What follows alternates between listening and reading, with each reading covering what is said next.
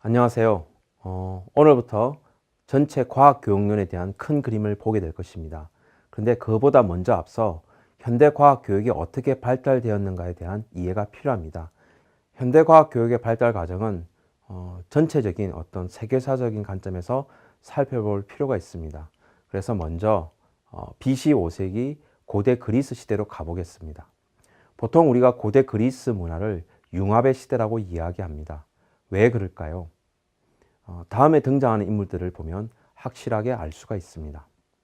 먼저 탈레스, 만물의 근원은 물이다라고 외친 탈레스, 그리고 피타고라스 정리로 유명한 피타고라스, 그리고 모든 물질은 원자로 구성되어 있다고 얘기하는 데모크리토스, 그리고 서양 철학의 두 축인 플라톤과 아리스토텔레스가 있습니다.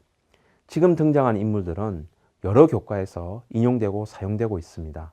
근데 이 사람들의 공통적 특징은 무엇이냐? 철학자이자 정치가이자 경제학자이자 수학자였습니다. 즉 다방면에 걸쳐서 집대성한 지식과 기능을 가진 융합인재라고 볼 수가 있습니다. 따라서 이와 같은 융합인재들이 뭉쳐서 사회활동과 여러 가지 경제활동, 정치활동을 했기 때문에 이 시대를 우리가 융합시대라고 부를 수 있는 것입니다. 여기서 가장 중요한 두 사람을 살펴보겠습니다. 플라톤과 바로 아리스토텔레스입니다. 현재 서양의 가장 큰 경제적 또는 철학적 관점을 제시하고 있습니다. 플라톤을 보통 우리가 이성주의자, 아리스토텔레스를 경험주의자로 이야기하고 있습니다. 플라톤과 아리스토텔레스의 관계는 무엇인가요? 여러분들은 보통 스승과 제자의 관계로 이해하고 있습니다. 플라톤의 스승은 소크라테스입니다. 플라톤의 제자는 아리스토텔레스입니다. 그런데 소크라테스와 플라톤의 관계와 플라톤과 아리스토텔레스의 관계는 조금 차이가 있습니다. 소크라테스가 플라톤을 가르칠 때는 도제 방식으로서 1대1이었습니다. 그래서 40대 중년의 어떤 철학자가 10대 중반의 어린 아이를 데려다가 1대1로 가회 같은 형식으로 교육을 시켰습니다. 근데 플라톤은 그와 같은 방식이 굉장히 비효율적인 것을 알고서 학교를 만들고자 하였습니다. 그래서 플라톤이 처음 만든 학교가 바로 아카데미아라고 부르는 대학입니다. 이 아카데미아에 어린 청소년들이 가입을 하거나 또는 학교를 다니기 시작했는데 그 학생들을 지도할 교사가 필요했습니다. 그렇게 해서 공모된 교사 중에 한 명이 바로 아리스토텔레스입니다. 물론 플라톤은 이 교사들에게 자신의 철학이나 내용들을 지도하거나 가르쳤을 것입니다. 따라서 아카데미아에 소속된 교사들은 거의 다 플라톤의 제자였고 그 중에서 가장 뛰어난 사람이 아리스토텔레스였습니다. 그렇기 때문에 아리스토텔레스는 그 많은 교사 중에서 가장 뛰어난 학생 또는 뛰어난 교수가 될 수 있었고 플라톤 사후에 그 아카데미아를 맡아서 이어서 운영할 그런 수제자로서 성장하였습니다. 그런데 플라톤 사후에 플라톤의 조카가 그 학교를 상속받고 나서 아리스토텔레스의 입지가 좁아져서 결국 아리스토텔레스는 그 학교를 나오게 됩니다. 학교를 나오고 난 뒤에 아리스토텔레스는 그리스 전역을 방황하면서 무려 13년에 걸쳐서 여러 가지 경험들을 쌓게 됩니다. 그러면서 이 플라톤으로부터 배웠던 논리적인 것뿐만 아니라 경험을 통해서 세상을 바라보는 관점을 가지게 됩니다. 아리스토텔레스가 관심을 가졌던 첫 번째 분야는 생물학에 있습니다. 여러 가지 동물들은 왜 차이가 날까? 잎들은 왜 차이가 날까? 그와 같은 관계로부터 식물과 동물, 또 식물의 분류와 같은 최초의 생명 분류학을 시작하게 됩니다. 어쨌든 아리스토텔레스는 그리스 전역을 돌아다니면서 많은 걸 배웠고 어쩌다 들렀던 자신의 고향에서 그쪽에 있던 왕족들을 가르치게 됩니다. 물론 또 방황하게 됩니다. 그런데 자기가 가르쳤던 제들 중에서 그 마케도니아는 지역에 가장 뛰어난 왕족이 있었습니다. 그가 바로 알렉산더 대왕입니다. 알렉산더 대왕이 마케도니아의 왕이 되고 나서 그리스 전역을 정복하게 됩니다. 그리고 이 그리스 전역을 정복함에 따라서 스승이었던 아리스토텔레스가 다시 금이하향하여 아테네에 입성하게 됩니다. 아리스토텔레스는 그동안 경험을 바탕으로 새로운 대학을 만드는데 니케온이라는 대학을 만들게 됩니다. 그 이 니케온이라는 대학에서 다양한 학문들을 발전시키게 되는데 알렉산더가 그 당시 문명권이었던 아랍권, 즉 페르시아 또는 인도까지 영토를 넓혀감에 따라서 아리스토텔레스의 어떤 영향력은 더욱더 커지게 됩니다. 이렇게 커진 능력들이 아리스토텔레스를 오늘날까지 명성을 유지하게 하는 큰 힘이 된 것입니다. 그런데 이렇게 번성하던 그리스가 누구에게 멸망을 당할까요? 바로 왕성한 활동력을 가진 강력한 군대를 가진 로마에 의해서 멸망하게 됩니다. 로마는 그동안 미개지였던 서유럽 쪽을 축복하면서 영토를 넓히게 됩니다. 물론 기존에 알렉산더가 차지했던 땅은 많이 넓히지 못합니다. 왜냐하면 여전히 아랍권의 강력한 군사 조직과 왕족들이 있었기 때문이었겠죠. 어쨌든 로마는 이 땅을 넓히면서 발달시킨 것은 크게 세 가지입니다. 전쟁터를 열심히 말을 타고 달려가기 위해서 도로를 발달시키고, 그리고 점령지에서 세금을 가져오기 위해서 도랑형이 발달하게 되고, 그리고 전쟁 후에 힘드니까 와서 쉬어야 되니까 사우나가 발달하게 됩니다. 물론 이런 사우나 문화 때문에 로마가 멸망했다는 이야기도 있지만 어쨌든 그 세 가지가 굉장히 발달하게 됩니다. 따라서 이 로마 시대를 지배했던 지배층은 거의 다 군인이거나 장군들입니다. 그렇기 때문에 이들은 학문보다는 자신이 가지고 있는 힘을 가시하고자 했고, 그 가시하는 방법으로서 중요했던 것이 바로 노예들이었습니다.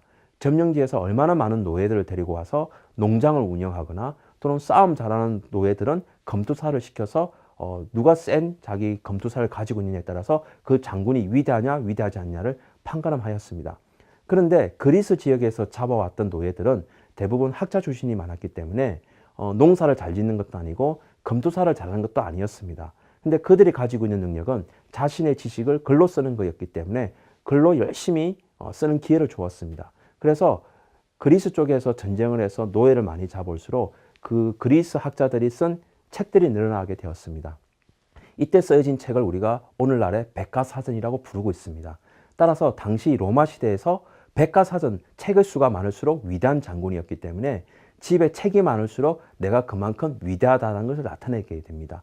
오늘날에도 이런 문화가 약간 남아 있습니다.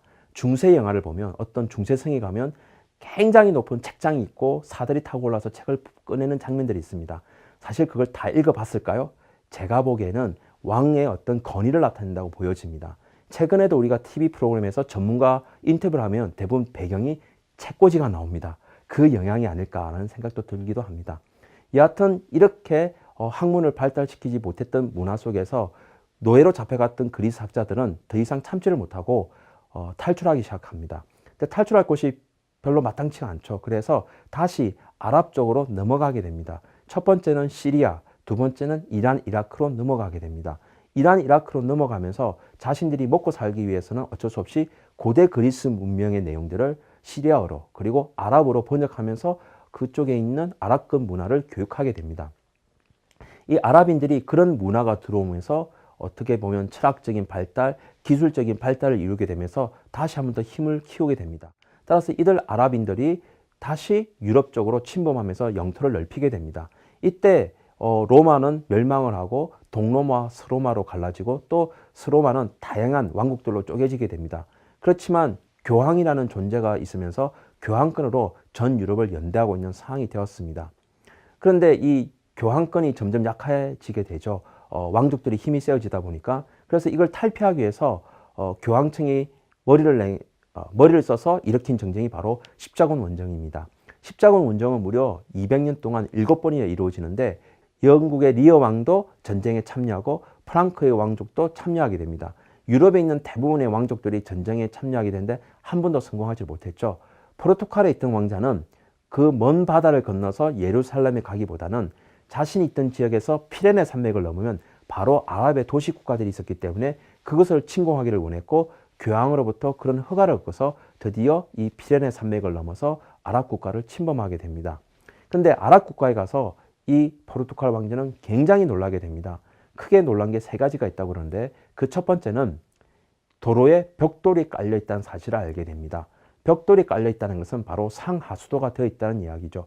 당시 유럽에는 도로라 그러면 그냥 길 넓은 땅, 흙으로 된 땅이었기 때문에 비가 오면 질퍽질퍽했고 말이 다리기 어려웠습니다. 그런데 아랍의 도시들은 오늘날도 그 모습을 유지하고 있는데 벽돌이 깔린 돌이 있음으로써 빗물이 잘 빠질 수가 있었고, 두 번째는 찻집이 있다는 것을 알게 되었습니다. 아무래도 동방 국가들하고 무역을 하면서 차에 대한 것을 익혔을 것이라고 보여집니다. 마지막으로 놀란 것이 있습니다. 아까 말씀드렸던 어떤 왕의 건의나 상징물로 여겨졌던 책 도서관이 시중에 나와 있고 일반 백성들이 그곳에서 마음대로 책을 읽을 수 있는 도서관이 있다는 사실이었습니다. 이 포르투갈 왕자는 이 아랍 도시에서 가장 중요한 게 뭘까를 고민하였고 그 중에서 그 책들을 훔쳐오기로 마음을 먹게 됩니다. 물론 그 책을 훔쳐올 때는 그 책이 아랍어로 적혀 있었기 때문에 정확하게 뭔지는 몰랐을 것입니다. 그런데 그 책들을 찬찬히 살펴보니까 깜짝 놀라게 됩니다. 그동안 유럽에서 무려 1000년 넘게 사라졌던 바로 고대 그리스의 문화가 담긴 아랍어로 쓰여진 책들이었습니다. 아랍어로 쓰여진 이 책들을 이 포르투갈 왕자는 번역을 하기 시작합니다. 무려 200년에 걸쳐서 이 책들을 번역하기 시작하는데 이렇게 번역된 책들이 흘러 로마까지 도달하는데 무려 200년이 걸렸고 그 책들이 도착함으로써 드디어 르네상스 시대에 도달하게 되었습니다. 만약 포르투갈 왕자가 아랍 도시 국가를 점령하지 않았다면 이와 같은 현상들이 나타나지 않았을 것입니다. 그런데 고대 그리스 문화가 이제 드디어 유럽에 나타났을 때 기존의 고대 그리스와 조금 차이가 있습니다. 왜냐하면 고대 그리스가 가지고 있는 여러 가지 전통이 있습니다. 수학과 논리를 중시하는 어떤 플라톤, 피타고라스의 어떤 정통, 그리고 기계적인 어떤 정통, 데모크리토스와 아리키메데스한 기계적인 정통, 그리고 아리스토텔레스의 경험적 정통들이 고대 그리스에는 순차적으로 나타났다면 르네상스 시대에는 한꺼번에 나타났기 때문에 오히려 더 큰 융합이 이루어질 수 있었습니다. 그 대표적 인물이 바로 레오나르도 다빈치입니다. 레오나르도 다빈치는 이 각각의 전통들이 한꺼번에 등장함으로써 기계, 인체, 과학, 철학, 수학 모든 것에 능통할 수가 있었던 거죠. 이 당시에 등장했던 유명한 사람들을 살펴보면 그것을 더욱더 명확히 알 수 있습니다.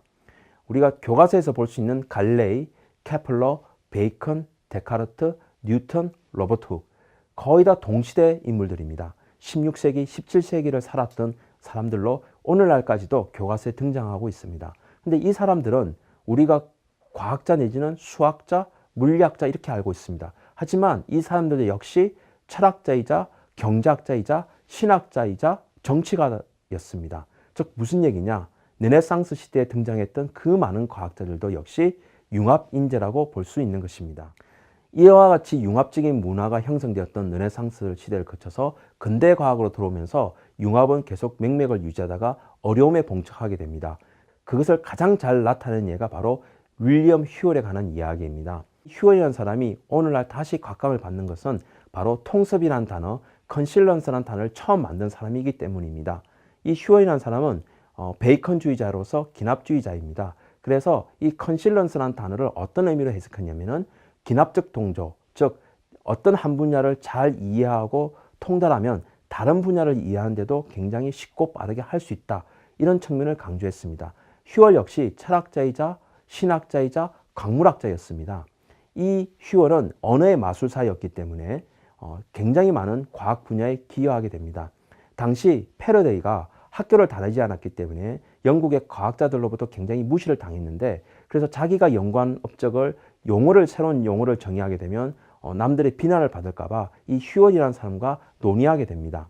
휴얼은 당시 캠브리지 대학의 학장이었기 때문에 패러데이를 반갑게 받아들이고 용어들을 지어내게 됩니다. 그래서 등장하는 말들이 바로 전기장, 자기장, 양극, 음극, 이온 이와 같이 오늘날 전기에서 쓰고 있는 대부분의 용어들을 이 패러데이와 휴얼의 공동작업으로 만들어지게 된 거죠. 근데 이 휴얼이 만든 말 중에 또 다른 말들이 있습니다. 그게 바로 과학자, 물리학자입니다. 영어로는 scientist 또는 physicist 이 말이 있습니다. 근데 이 말들의 뜻은 우리가 지금 생각하기에는 굉장히 과학의 분야의 전문성을 띈 훌륭한 사람을 인식할 수 있겠지만 이 당시 휴얼이 제시했을 때는 좀 다른 의미가 있었습니다. 보통 영어에서 행위자를 나타내는 말은 이하를 붙이지만 이스트라는 단어를 붙이는 경우는 기능 위주의 그것만 잘하는 사람 이런 의미로 사용됩니다. 따라서 당시 과학자, 물리학자라고 붙이는 것은 다른 분야에 관심이 없고 오로지 그 분야만 열심히 하려고 하는 사람, 즉 다른 데 관심을 가지지 못하고 그것만 하려고 하는 약간 소극적인 사람을 뜻하는 말이었습니다. 그래서 이 말들을 이용해서 융합의 시대가 저물고 있다는 것을 한탄했다고 합니다. 그래서 그 이후에 등장하는 인물들을 살펴보면 라플라스, 오일러, 가우스, 톰슨, 러더포드, 보어, 오늘날 수학과 과학에서 굉장한 업적을 쌓은 사람들입니다. 18세기 후반부터 19세기 이르기까지 등장하는 인물들인데 이 사람들의 공통점은 수학자 아니면 물리학자입니다. 즉 이제 융합의 시대가 저물고 전문가의 시대에 도달하게 된 거죠. 이 전문가의 시대에 도달하게 되면서 드디어 학교 교육이 나타나게 된 것입니다.